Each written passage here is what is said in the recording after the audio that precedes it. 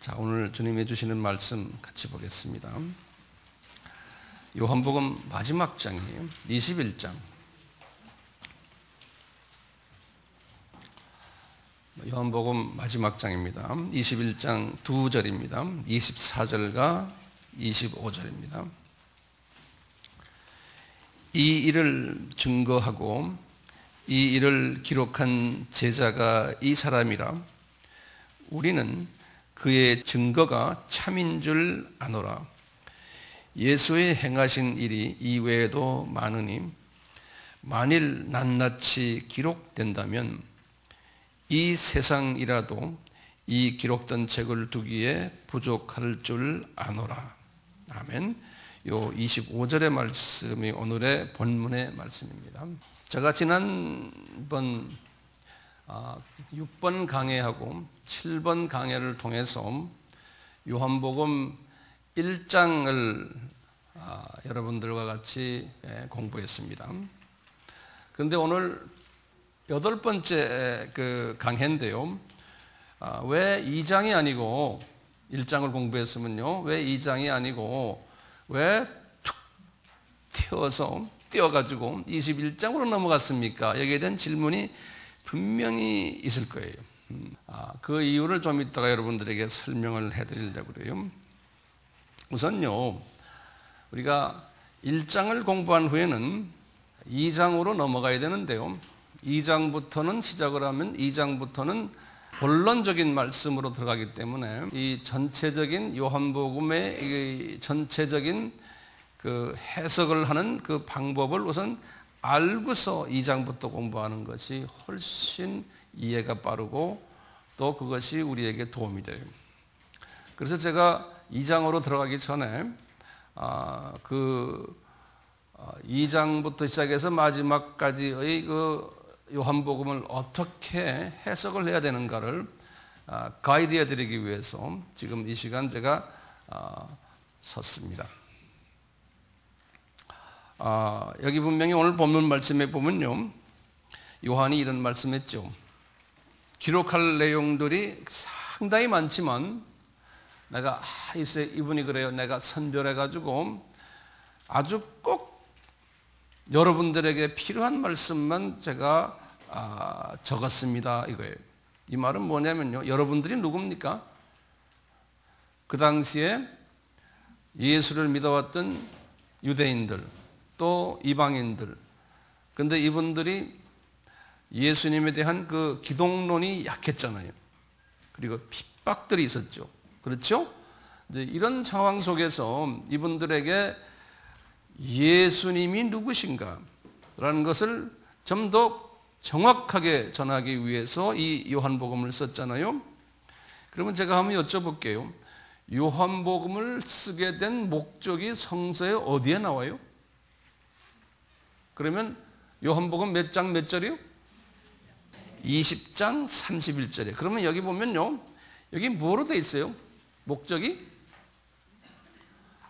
우선 예수님의 정체성이에요.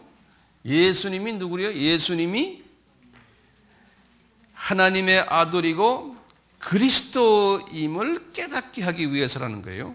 근데 그것만이 아니에요. 요걸 깨닫게 하는 건 뭡니까? 지상 계명을 깨닫게 하는 거나 마찬가지예요. 지상 계명이요. 그렇죠? 그 다음에 그 깨달은 그 지적인 깨달음만 가지고 안 된다는 거예요. 그 다음에는 그 이름을 힘입어 그랬죠. 이름이 요한복음에 몇 개가 나와요? 예수님의 이름이? 약 한 60여 개 나온다고 우리가 기억나시죠? 그 60여 개를 내가 묵상을 하는 거예요. 예수님의 정체성을 묵상하면서 더 구체적으로 이분이 우리에게 성육신적 접근 방법으로 그분의 이름을 60여 개나 줬어요. 그것을 우리가 묵상을 해야 돼요. 예. 그건 굉장히 중요한 부분이거든요. 우리가 셀러에서 공부하잖아요. 공부한 다음에 배운 것을 묵상을 일주일 내내 하셔야 돼요. 운전하면서도 들어누워서도 심지어는 텔레비전을 보면서도요. 텔레비전 그림만 보지 내용은 보지 마시고, 예? 그리고 예수님을 묵상하는 거예요. 저는 그렇게 해요. 저는 TV를 가끔 틀어놓고요. 그 안에 그림만 잠깐 이렇게 보지 내용 저는 잘 안 봐요. 예. 그리고는 예수님을 묵상하는 거예요. 똑같아요. 우리 전철에 앉아서도 사람 많잖아요. 구경하면서도요. 그러면서도 예수님만 묵상하는 거예요. 그럼 뭘 묵상하느냐? 이 60개의 이름을 묵상하는 거예요. 예. 묵상하다 보면은 예수님에 대한 믿음이 강해지고요. 그 이름에 대한 믿음이 강해지고, 왜? 이 이름들이 되게 성육신화된 이름들 아니에요. 뭐, 이 세상 죄를 지고 가는 하나님의 어린 양, 뭐, 예수님의 이름이 얼마나 많습니까? 60개를 제가 드렸죠? 네.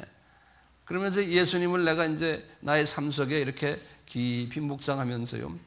그 다음에 뭐예요? 최종 목적은 그것을 이웃에게 전하는 거예요. 네. 전해서 그 전함을 받은 사람들이 이 예수님을 영접하고 이분들이 영생을 얻도록 가르쳐 주는 거예요. 이것이 요한복음을 쓴 목적이라는 거예요. 네. 지적 훈련만이 아니에요. 이것을 지적 훈련 받아서 내 걸로 만든 다음에 그 예수님을 내가 만나고, 그리고는 그 만난 예수님을 내가 증거하는, 네. 이것을 위해서 요한복음을 썼다는 거예요. 그래서 이제 요한은 요한복음을 쓰면서요, 이것이 꽉 차 있는 거예요.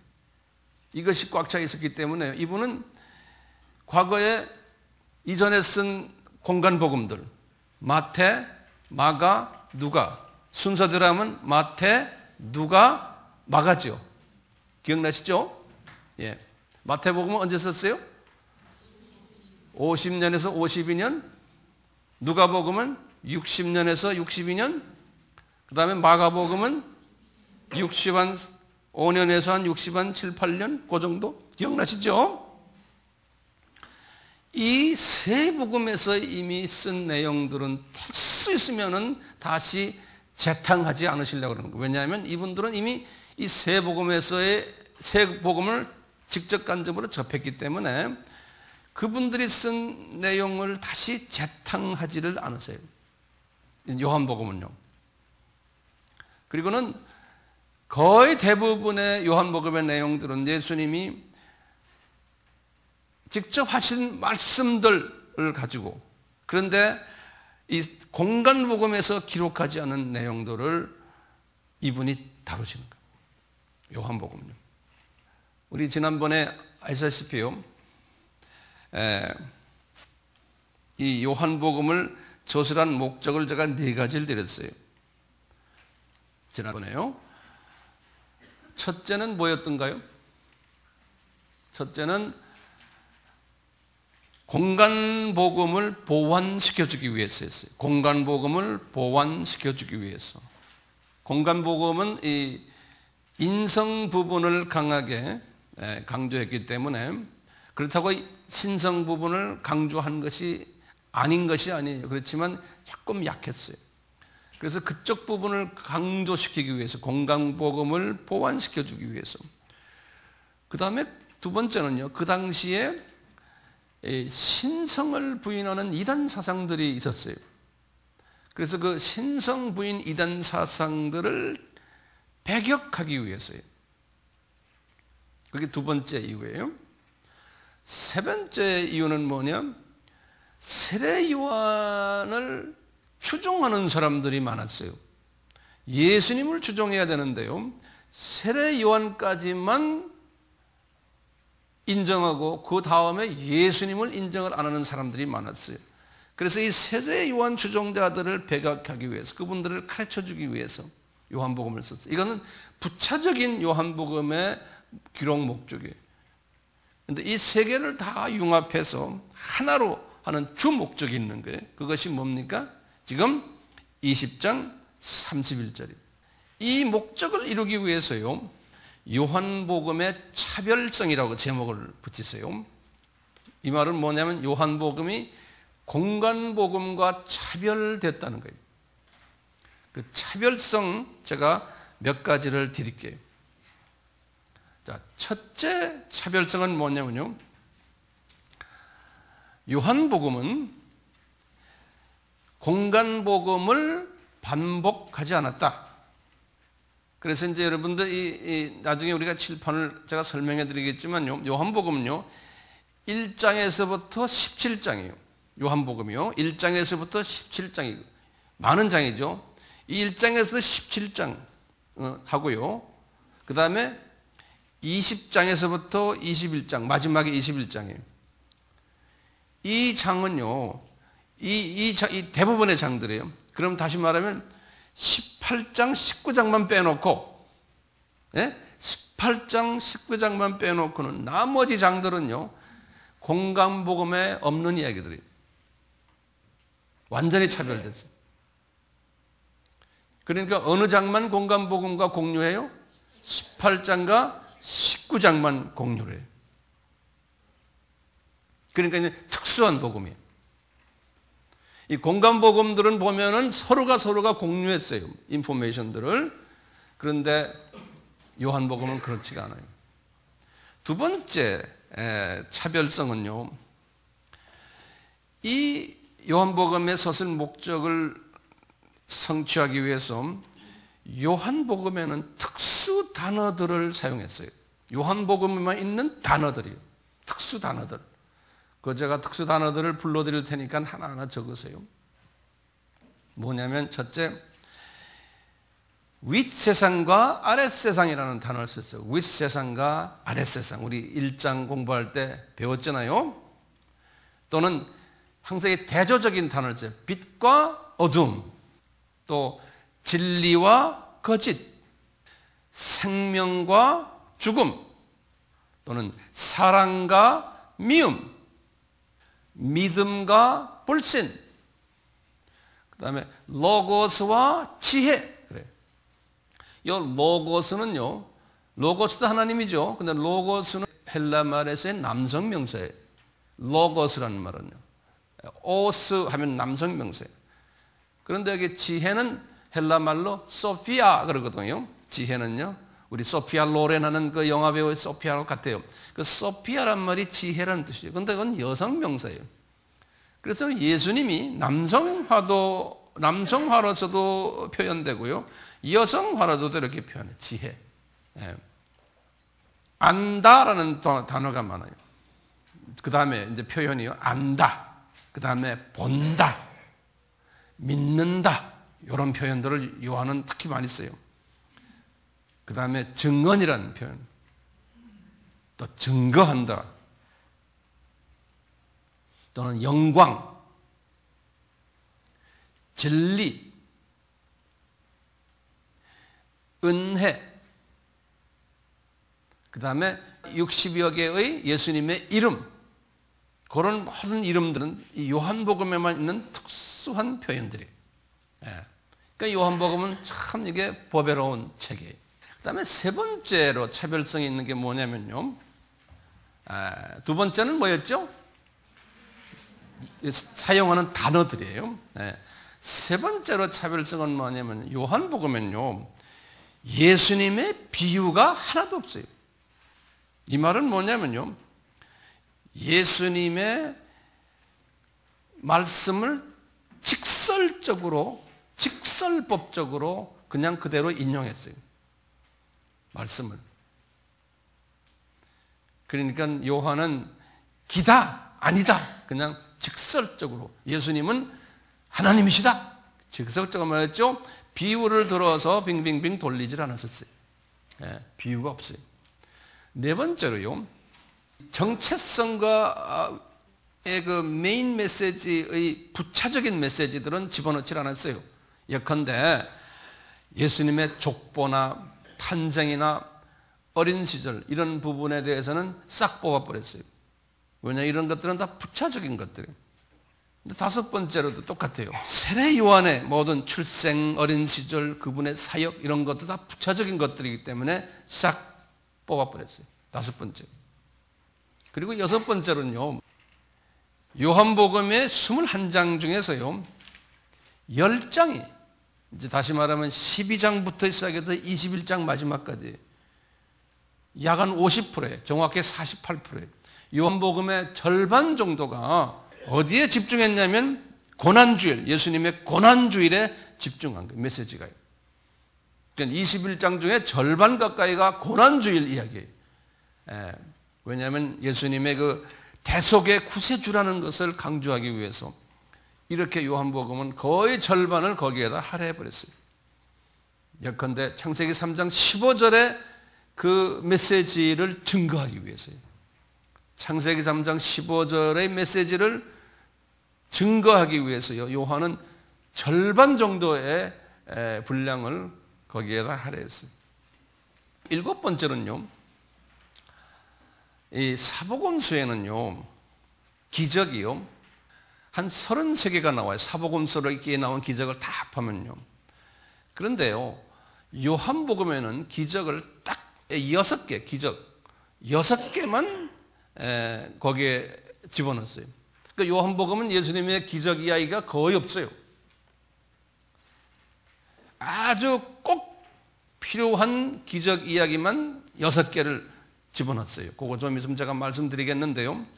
자, 기적 이야기가 너무 많이 나오면요. 지금 몇 개라고 그랬어요? 33개예요.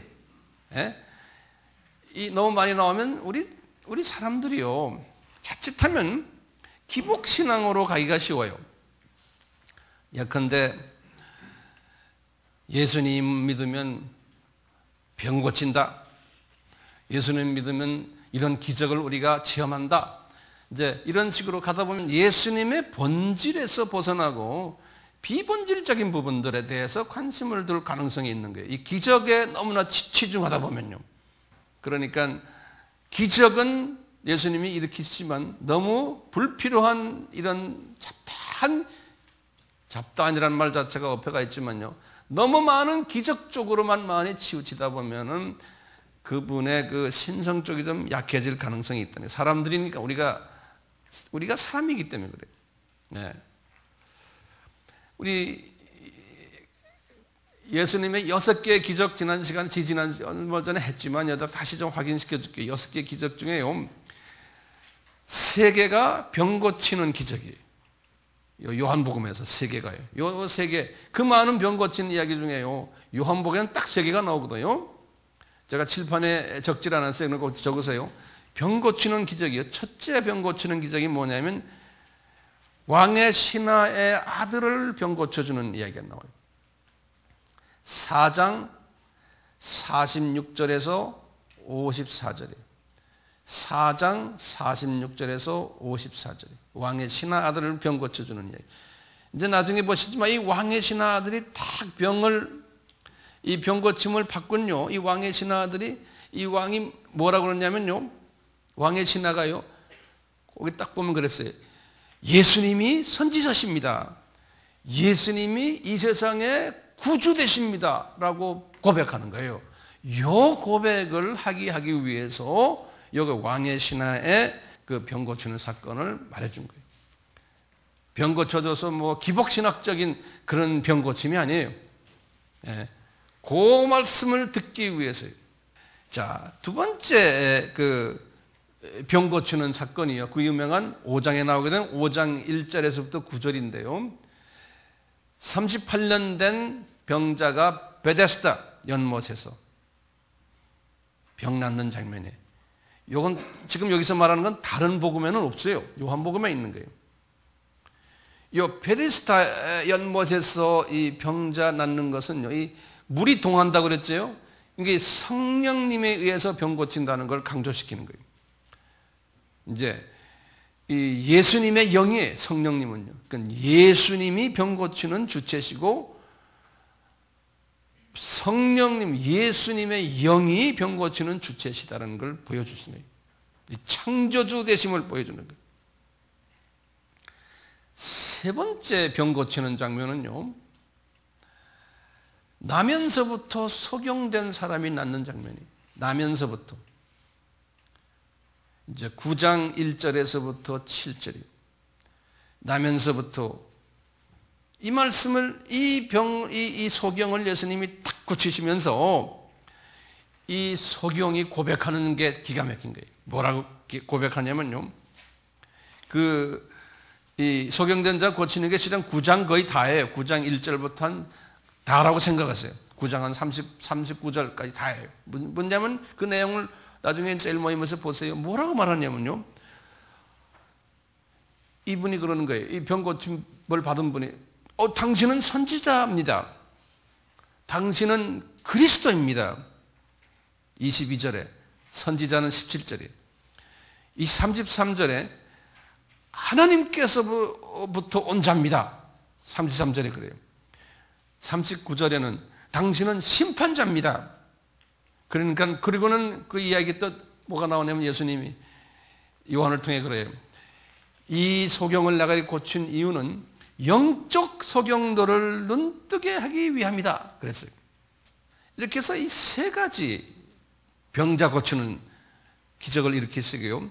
그 다음에 네 번째, 다섯 번째 두 기적은요, 자연을 정복하는 기적을 일으켰어요. 여기도 요한복음에만 나와요. 첫째가 뭐냐? 우리가 이제 다음 시간에 공부할 거예요. 물을 포도주로 만드는 기적이에요. 다음 시간에 우리가 공부할 거예요. 2장 1절에서부터 11절에. 이 기적은 요한복음에만 있지, 다.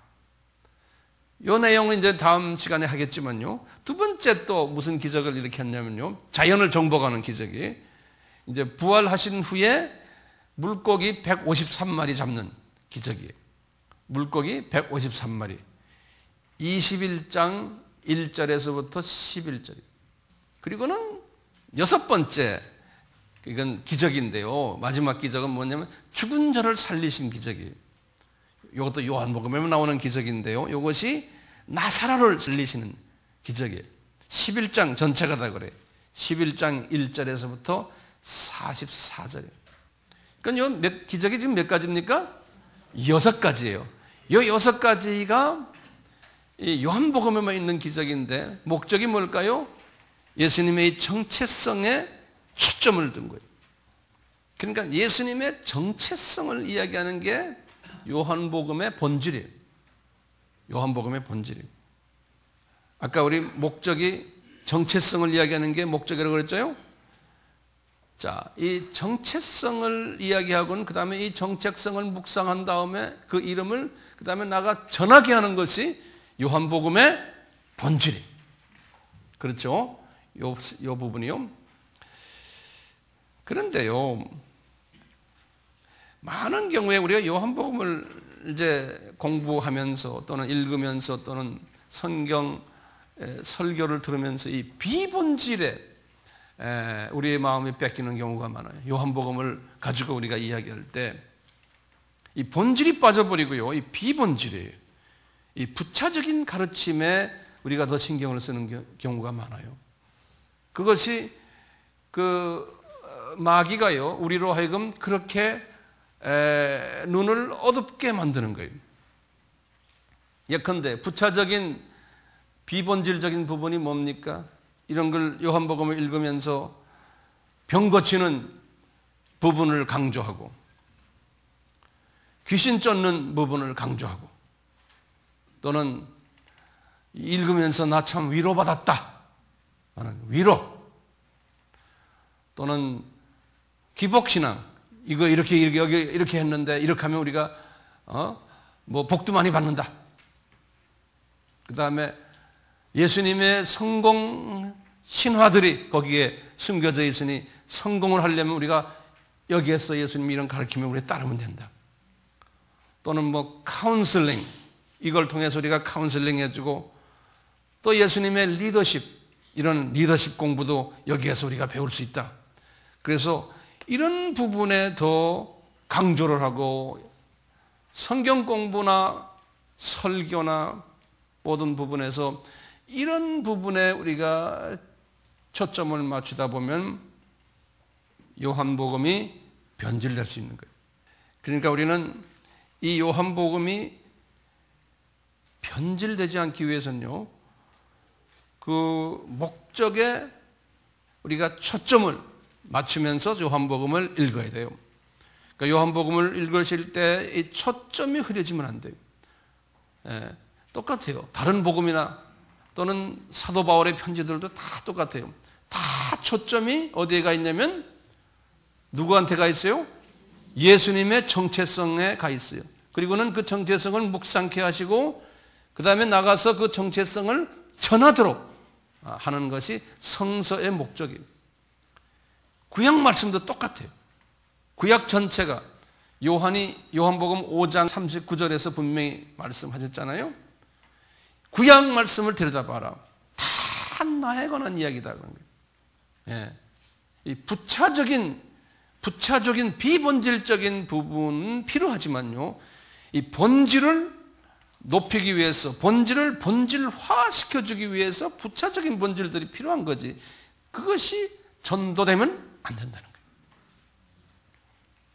그런데 오늘날 크리스찬들이나 교회가요, 이 부분에 대해서 전도된 부분이 없잖아 있다는 거예요. 자, 이것을 우리가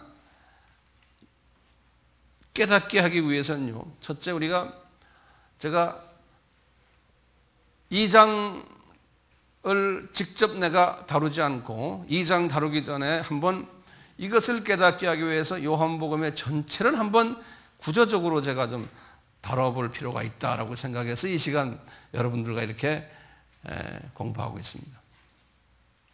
자, 그래서요, 요한복음의 이 구조를 잠깐 좀 한번 봅시다.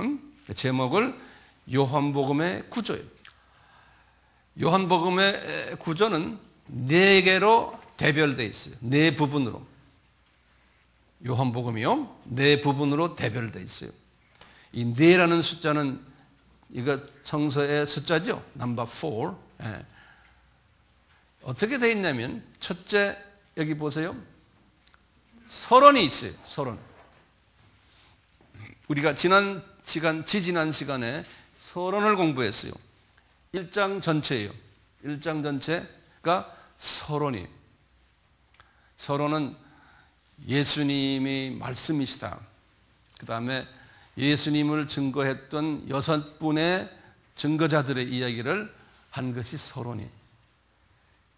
그리고는 이제 본론으로 들어가는데요, 이 본론이 2장부터 시작을 해서요, 12장 50절까지 그 본론의 내용들을 제가 쭉 설명했어요. 이제 설명할 거예요. 간단하게. 그리고는 본론이 12장까지 딱 끝나군요. 그리고는 결론이 있어요. 13장, 여기 이제 성만찬 때부터예요. 13장 1절부터 마지막 21장 23절까지. 여기 이제 결론이에요. 결론을 다 한 다음에 오늘의 본문 말씀이에요. 기록 목적, 오늘 본문 말씀이에요. 기록 목적 및 결말이에요. 19장 30절에서 31절은 기록 목적이고, 그 다음에 결말의 말씀을 2절로 오늘 본문 말씀이에요. 21장 24절에서 25절을 딱 하시고 정리를 한 거예요. 그러니까 요한복음은 크게 대별하면 몇 개가 있다고요? 4개.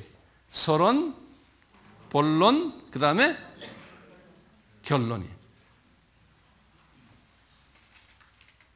자, 그런데요, 여기를 한번 보세요. 이제 본론을 우리가 들어가기 전에 본론을 딱 보면요, 본론을 보면은 예수님의 이 정체성과 다시 말하면 지상 계명과 지상 사명을 우리에게 가르쳐 주기 위해서 예수님이 이 요한을 통해 가지고 표적을 7개를 보여줬어요. 표적.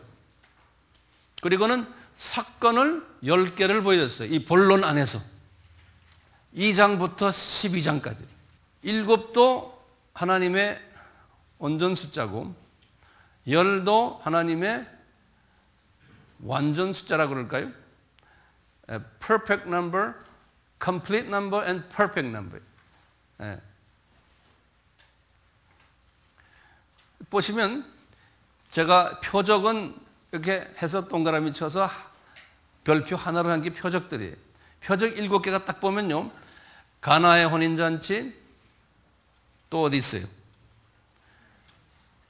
신하 아들 고치신 것, 이게 다 표적들이에요. 그 다음에 38년 된 병자 고치신 것 표적이에요. 오병이어 사건 표적이에요. 이건 사복음서에 다 있어요. 그 다음에 물 위에 걸으신 것, 이거 표적이에요. 그 다음에 어디 있어요? 출생부터 든 소경 치유한 거 아까 보셨잖아요. 여기 표적이에요. 이렇게 나사로의 죽음 표적이에요. 요 7개의 표적을 보여줬어요. 그 표적을 보여주면서 항상 보시면요, 좀 이따 좀 설명해 드릴게요. 그 표적 속에서요, 예수님의 그 정체성이 다 거기서 부각이 돼요. 그러니까 우리가 이제 가나의 혼인잔치를 딱 봐도요, 아, 예수님이 그렇게 하셨구나, 그 수준이 아니고 이분이 대속자시고 구원자시고 하나님이시고 창조주 되심이 이 표적 속에서 이제 보이기 시작합니다. 똑같아요. 모든 지금 이 표적과 사건 속에서요. 그 다음에 이 사건을 보시면요, 성전 깨끗게 하심, 니고데모와의 대화 3장이에요. 4장에서 사마리아 여인과의 대화, 이런 모든 대화들 보면, 이게 쭉 보면요, 이 요한복음의 그 구조가 어떻게 되어 있냐면요, 예수님께서 요한으로 하여금 표적을 딱 보여주시고 또는 사건을 딱 보여주시군요. 이제 각 장마다 말이죠. 그리고는 그 표적과 그 사건에 숨겨져 있는 예수님의 정체성을, 영적 의미를 설명해 주는 거예요. 이게 요한복음의 이 구조적인 특색이에요. 이제 니고데모와의 대화에서도 마찬가지예요. 3장에서 이제 거듭나는 이야기를 하는 거예요. 그러면서 이제 그 3장은 거기에 유명한 이야기들이 많이 나오죠. 우리 그 유명한 3장 16절이 뭐예요? 하나님이 세상을 이처럼 사랑하사, 이 거듭난 이야기를 해서 예수님이 거기에 대해서 설명을 하는 거예요. 영적인 의미를 설명하는 거예요. 다시 말하면요, 문자적인 사건을 딱, 또는 문자적인 기적을 딱 보여주시곤 그걸 그대로 해가지고 영적인, 상징적인, 영적인 의미를 설명해 주는 거예요. 이런 구조로 되어 있어요. 우리가 이 구조를 이제 이 틀을 가지고서 이제 한 장 한 장씩 이제 우리가 나갈 거예요. 가나의 혼인잔치를 통해서 예수님이 대속자, 구원자, 하나님이 되시고 창조주 되심, 성전을 깨끗게 하시는 사건이 있는데요, 그것은 예수님의 대속자와 구원자 되심을, 니고데모와의 대화 속에서 예수님이 구원자 되심을, 그 다음에 이제 세례 요한이 더 증거라는 거예요. 예수님이 하나님의 아들이 되시고 구원자 되신다. 3장에, 4장에 들어와서 사마리아 여인과의 대화 속에서 성령 수혜자가 예수님이라는 거예요. 예배의 대상자가 메시아, 예수님이 예배의 대상자 되시고 메시아가 되시고 그리스도 되시고, 그 다음에 이제 선교의 주체자가 되신다는 것이 이 4장에서 사마리아 여인과의 관계 속에서 다 나와요. 제가 이제 그걸 다 설명해 드릴 거예요. 신하의 아들을 고치시고는 하나님이십니다, 창조주 되십니다, 치료자가 되십니다 하고 이렇게 고백해 하시는 거예요. 5장에 가서 38년 된 병자를 고치시고는 이 병자가 하는 말이, 예수님은 창조주이십니다, 하나님이십니다, 치료자 되십니다, 성령 수혜자 되십니다라는 거예요. 그리고 예수님이 또 가르치시는 거예요. 봐라, 내가 하나님이고 하나님의 아들이고 구약의 여호와다, 본인이 말씀하시는 거예요. 또 6장에 들어가서 오병이어 사건이, 우리가 오병이어 공부했죠? 그 다음에 물 위에 걸으신 것도 예수님이 하나님이시다. 이제 그리고 이제 6장에서는 이 오병이어 사건이 이 떡 이야기 아닙니까? 그러니 그 예수님이 그런 게, 내가 하늘에서 내려온 산떡이다, 내가 생명의 떡이다, 내가 참떡이다. 떡 이야기를 7가지를 이야기하는 거예요. 6장에 왔어요. 7장에 들어와서 이제 초막절 성전에서 예배 드리는데, 안식일의 주인이 예수님이 나다, 내가 아버지의 보내심 받은 자고, 내가 그리스도고 메시아다, 내가 구원자다, 계속 말씀하시는 거예요. 이제 8장에 들어와서 가늠하다 잡힌 여인에게, 걱정하지 말아라, 내가 용서해 준다, 은혜자다, 용서 베푸는 자라는 걸 예수님이 또 알려주는 거예요. 내가 세상의 빛이다, 내가 아브라함 전부터 있었다, 선 존재자다. 이 8장에서 다 말씀하세요. 9장에 들어와서는 이제 이 영적 소경들에게 이제 말씀하기 위해서 출생부터 된 소경을 치유하시는 거예요. 10장에 와서 내가 선한 목자다, 하나님의 아들이다, 하나님이다, 이 수전절 이야기 쭉 나와요. 11장에 가서 나사로의 죽음을 이제 또 경험하게 하시면서 내가 부활해 주다, 구원 주다, 창조 주다 하나님이다 고백하시는 거예요. 12장에 와서는 이제 6월절 6일전이 베다니에서 이제 향료를 뿌리게 하잖아요. 내가 속죄 주다, 내가 고난해 주다. 승리에 입성하시는 장면. 왕 중의 왕이다, 고난해 주다, 영광해 주다. 그리고 12장에 와서는 그 유명한 하늘의 미랄 말씀하시는 거예요. 내가 고난 주다, 속죄 주다, 구원 주다. 이렇게 하면 이 본론에 들어와서 예수님의 정체성을 이렇게 여러 형태로. 그런데 시스템이 딱 돼 있어요. 뭐 시스템이 어떻게 돼 있어요? 처음에는 표적이나 또는 사건을 탁 제시하고는 그 다음에 뭘 해요? 영적 의미를 설명해 주는 거예요. 이게 본론이에요. 이렇게 하시고는 이제 결론이에요. 결론은 언제부터냐면 이제 성만찬 13장부터예요. 성만찬에 이제 앉으셔서 제자들과 앉으셔서 이 요한복음의 성만찬은요 포도주 드시는 장면이 안 나와요. 그건 다음 시간에 제가 왠지를 이야기해 드릴 거예요. 그럼 이제 자신의 정체성을 성만찬, 그 다음에 죽으심, 부활, 그리고 부활 후에 베드로에게 사명 주시는 이 한 세트예요. 이 세트. 이 안에서도 다 예수님의 정체성을 설명해 주는 거예요. 그리고는 이제 마지막에 이제 기록 목적을 말씀하시고 나가서 너희들 나가 전해라는 거예요. 그러면서 이 결론은 하나님이 참 하나님이시고 그러기에 이 요한복음은 이 참 하나님을 전하기 위해서 쓴 것이라는 것을 결론을 지으세요. 자, 이제 제가 결론적인 말씀 몇 마디 좀 드릴게요. 결론의 말씀이 상당히 중요해요. 자, 이제 다음 이제 주부터 제가 요한복음의 본론 공부를 하게 될 거예요. 본론하면 몇 장부터 몇 장이요? 2장부터 12장이에요. 네, 2장부터 12장이에요. 이 속에 표적이 몇 개 있어요? 7개 표적이 있고 사건은 10개가 있어요. 이 각 장마다 특성들이 있는데요. 구조가 어떻게 되어 있다고요?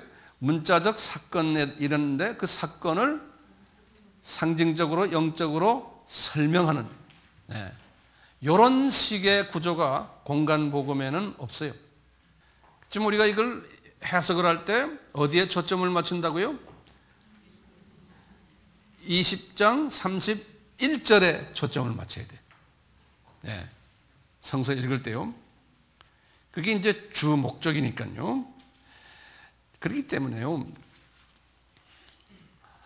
이 자칫하면요. 이 주 목적을 우리가 잊어버리고 비본질적인 그 차 목적, 부수 목적에 신경을 쓰면 안 되는 그것도 필요해요. 그렇지만요. 거기에 초점을 맞추면 안 되는 거예요. 그렇기 때문에 우리는요. 요한복음을 예수님 중심으로 놓고 해석할 필요가 있는 거예요. 이것을 성서적으로 뭐라고 그러냐면 복음적인 해석 방법이라고 그래요. 복음적인, 영어로는 evangelical hermeneutic이라고 그러는데 성서 해석 방법이에요. 예수 중심으로 해서요. 왜 이 요한복음이 우리에게 오늘날 그렇게 중요하냐면요. 지금 오늘날은 지금 마지막 때 아닙니까? 마지막 때에 어떤 징조들이 제일 먼저 일어난다고 그랬어요? 종교 다원주의. 그렇죠? 종교 다원주의를요. 종교 다원주의는 뭔지 알지 않습니까? 타종교나 기독교나 동등하다는 거예요. 그것을 이제 어떤 분들은 뭐라고 부르냐면요. 동등포괄주의라고 그래요. 동등포괄주의, 포괄한. 다 타종교나 기독교나 동등하며 우리는 서로 다 하나로 포괄되어 있다. 한 종교다라고 보는 거예요. 동등 무슨 주의예요? 포괄주의. 또 어떤 분들은요. 이것을 혼합주의라고 그래요. 또는 어떤 분들은요. 극단 에큐메니칼리즘이라 극단. 이 에큐메니칼주의라는 말은 이렇게 연합한다는 뜻이에요. 서로가 하나가 된다. 일치예요. 그런데 이것은 극단이에요. 극단이라는 말에 앞에다 제가 붙였어요. 왜냐? 이 예수님이 빠져버린 연합이 일치. 타종교나 기독교나 하나다. 그러니까 이 에큐메니칼리즘이라는 말은 좋은 말이에요. 에큐메니칼리즘이라는 말은요, 일치주의라는 소리예요. 일치주의, 에큐메니칼리즘이라는 소리는요, 예수님 안에서 교파 관계없이 하나 되는 것은 좋은 거예요. 그건 에큐메니칼리즘 in Christ, 예수님 안에서. 근데 문제는 뭐냐면 in Christ, 예수님 안에서 그러는데요, 그리스도 안에서 크라이스트에 대한 정의가 또 다른 거예요. 그러니까 여기에서 우리가 그냥 혼돈해요. 에큐메니칼리즘 in Christ 할 때요, what Christ? which Christ? 이걸 우리가 찾아내야 돼요. 그 크라이스트가, 그 지저스가 타종교에 있는 모든 분들도 크라이스트라고 보는 분들이 많거든요. 그렇기 때문에 함부로 예수 안에서 하나 되자 그럴 때 그냥 저 사람 기독교인이고 이렇게 했던 잘못하면 큰일 나요. 요새는 그런 때가 아니에요. 어떤 예수냐를 또 꼬집어 찾아내야 돼요. 그렇기 때문에요, 특히 오늘날은요, 이 예수님 중심으로 살아야 되는 이 부분이 상당히 힘든 때 우리가 살고 있어요. 왜? 예수님이 예언하셨잖아요. 마지막 때 징조 중에 하나가 다원주의적인 크리스찬들이 많이 나올 것을. 그러니까 우리가 지금 그런 세대에 살고 있거든요.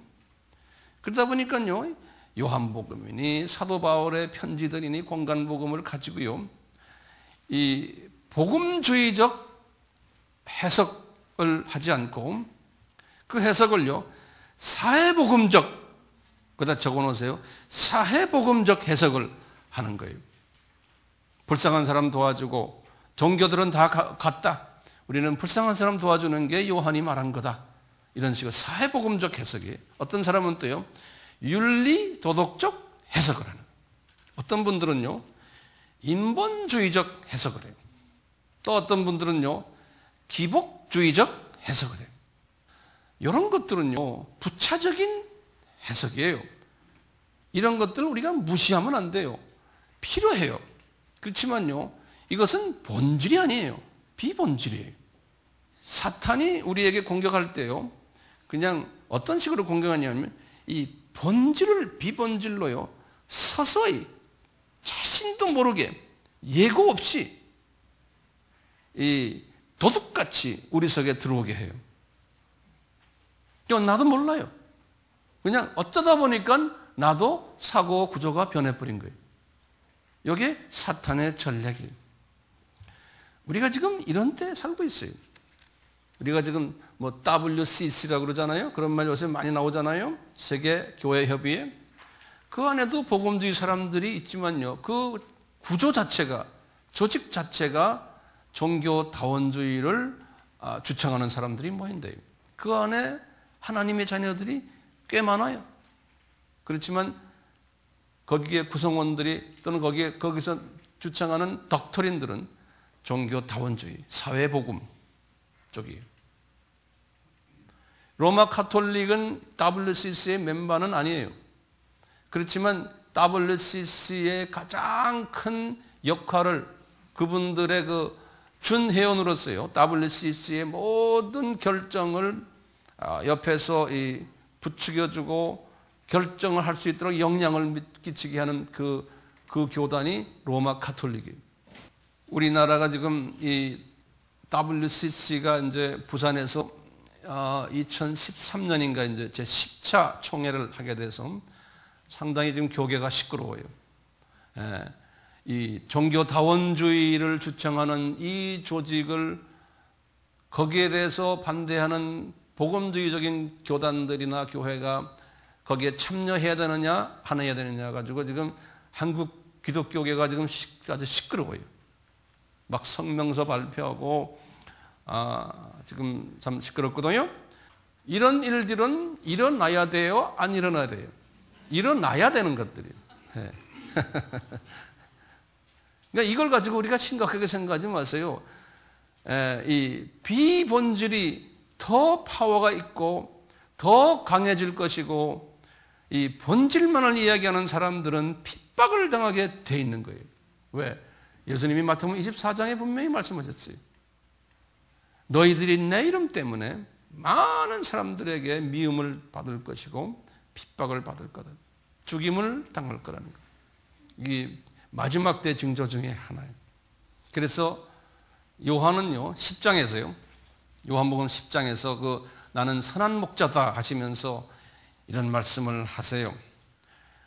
이제 나에 대해서 잘못 이야기하는 사람들이 많은데 그 사람들은 도적들.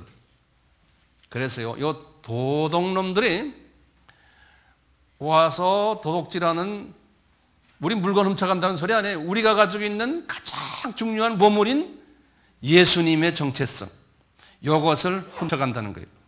예. 그런데 뭘 훔쳐가느냐? 처음엔 요놈들이 도둑질하는데요, 도둑질하다가 어느 정도 그것이 자리가 매겨지면 죽인다는 거예요. 그래서 죽이는 것만이 아니고 멸망케 한다는 거예요. 이 순서가 있어요. 그래서요, 도적이 오는 것은 도둑질하고, 그 다음에 죽이고, 그 다음에 멸망까지 가져간다는 거예요. 이 종교다원주의를 신봉하면은 멸망까지 간다는 거예요. 그래서 마태복음 24장 23절부터 28절까지 분명히 말씀하셨어요. 24장 24절엔 그랬어요. 이제 23절, 그때 사람이 너에게 말하되 보라, 그리스도가 여기 있다 혹 저기 있다 해도 믿지 말라는 거예요. 그러니까 그리스도가 힌두교에도 있고 불교에도 있고 어느 종교에 다 있다라고 해도 믿지 말라는 거예요. 이제 이럴 때가 온다는 거예요. 그러면서 24절에요, 거짓 그리스도들과 거짓 선지자들이에요. 이런 걸 가르치는 분들, 또 타종교에도 그리스도가 있다는 건 거짓 그리스도예요. 이것을 가르치는 자들을 거짓 선지자들이랬어요. 이런 사람들이 큰 표적과 기사를 보인다는 말, 이 사람들의 파워가 커진다는 거예요. 영향력이 커진다는 거예요. 유명 인사들이 다 여기에 속하게 된다는 거예요. 지금 현재 그래요. 그 다음에 보면 할 수만 있으면 거기다 줄을 좀 그어놨어요. 그 성경에 할 수만 있으면, 영어로는 if it's possible 그랬어요. 할 수만 있으면 택하신 자들도 미혹해 하리라고 했어요. 이 택할 수만 있으면요, 택하신 자들은 영어로 the elect, 다시 말하면 이미 예정론적인 측면에서 보면 예정받아가지고 구원이 예정된 거예요. 어머니 뱃속에 태어나기 전부터 예정된 사람들이 하나님의 자녀로요. 그래서 교회에 다 지금 다니고 있는 사람들, 또는 예정된 사람이 아직 교회 안 다니는 사람 중에서 예정된 사람, 이런 사람들까지도 다 넘어뜨린다는 거예요. 이게 예수님이 마지막 때의 그 징조를 지금 24장에서 이야기하시는데 그 징조가 이렇다는 거예요. 예, 그러면서 보래요. 26절에요. 그러면 사람들이 너희에게 말하되 보라, 그리스도가 광야에 있다 해도 나가지 말고, 보라, 골방에 있다 해도 믿지 말라. 그러면서 번개가 동편에서 나서 서편까지 번쩍임같이 인자의 임함도 그러하리라. 이렇게 할 때에 인자가 임한다는 거예요. 이럴 때, 예? 갑자기요, 이런 것이 일어날 때.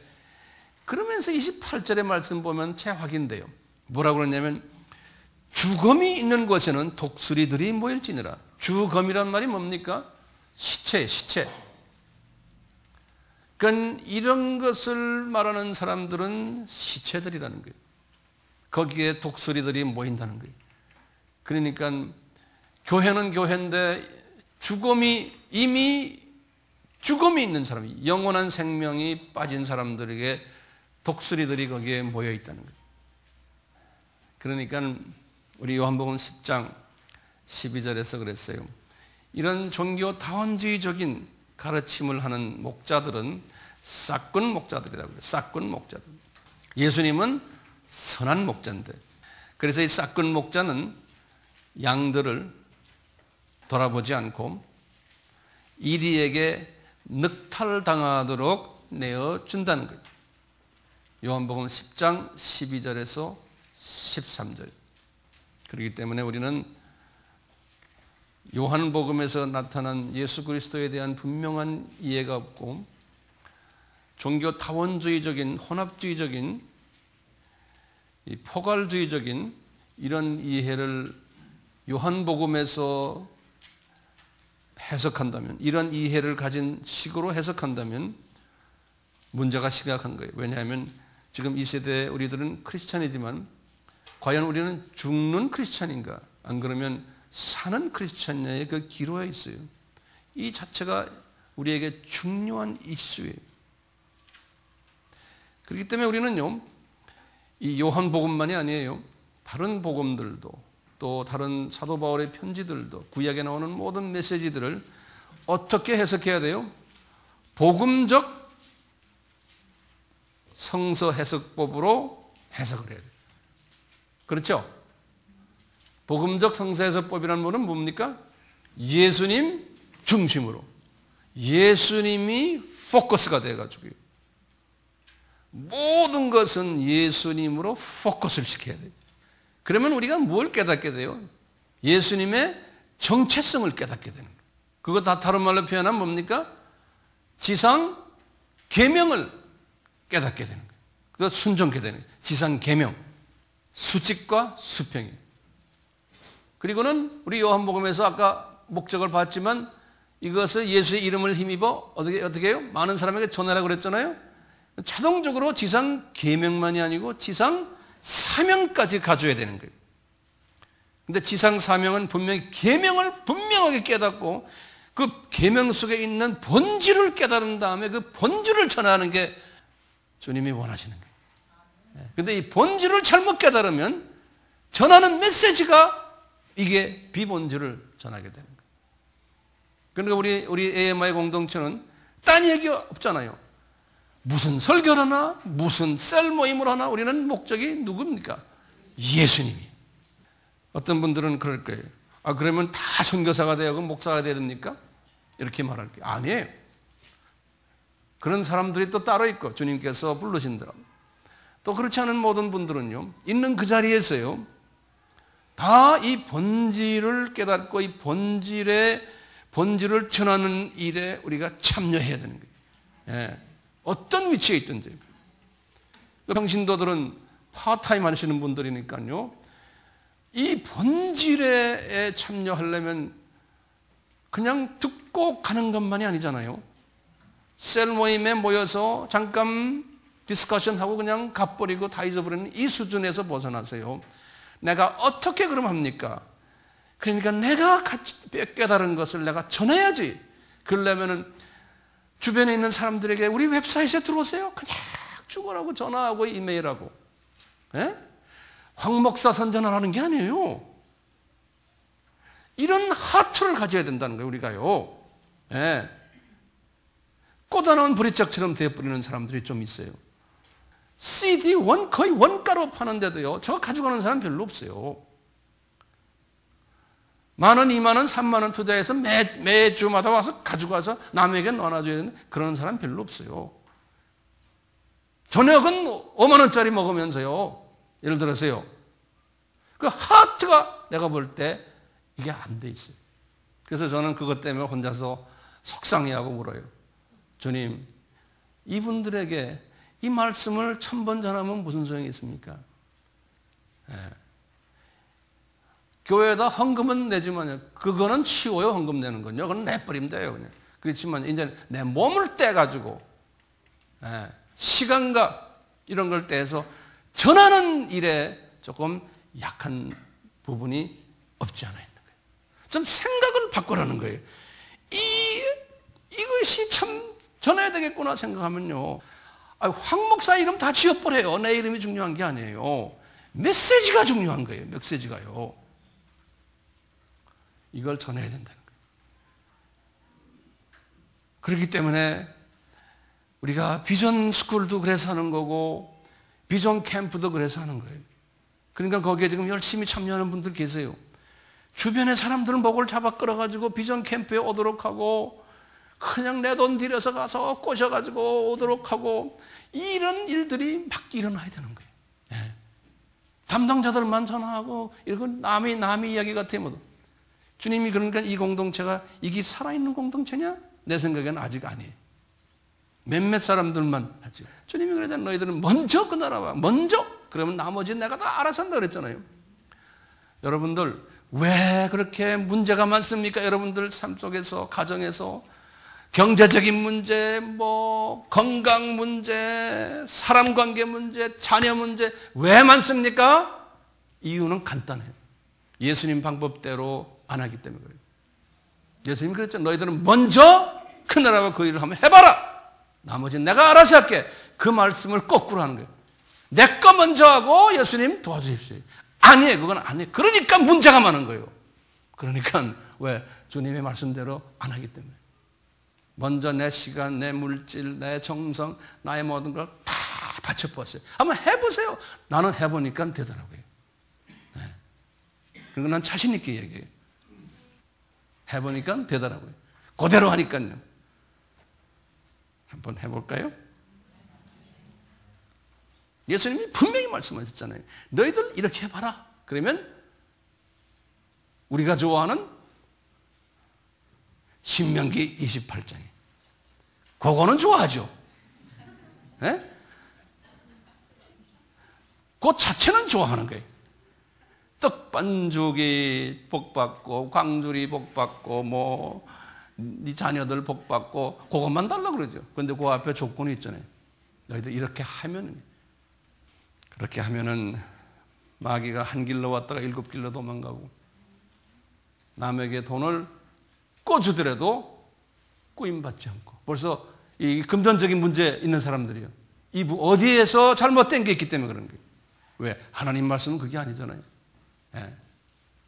예수님을 믿는 분이 여기저기에서 자꾸 돈 빌려러 다니면 그게 보기가 좋습니까?